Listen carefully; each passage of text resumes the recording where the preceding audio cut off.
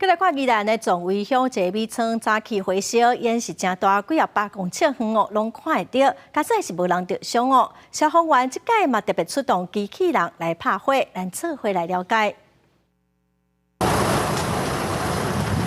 工厂庆祝红烧大火，甲高高的乌烟。宜兰壮围一大米村2时透早发生火警，高烟远远伫100公尺外，你会当看到。赶到现场的救护车拢互高烟冚过，消防人员紧急救水线拍火。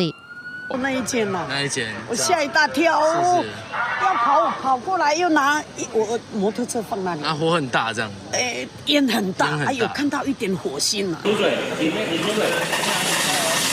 大火互附近的民众真惊吓，加在火势半点钟了后，渐渐互拍花，无人受伤死亡。这场大火，宜兰的消防人员也头一届出动机器人转水协助米村内的机械来降温，必须消防人员入去到火场的上内底。机器人可以代替救火哈，当然是这个消防人员的安全就比较好的保障。宜兰县消防局去年开1340万买2组救灾机器人，分别放伫宜兰甲罗东分队，今年阁要买4组机器人协助救灾。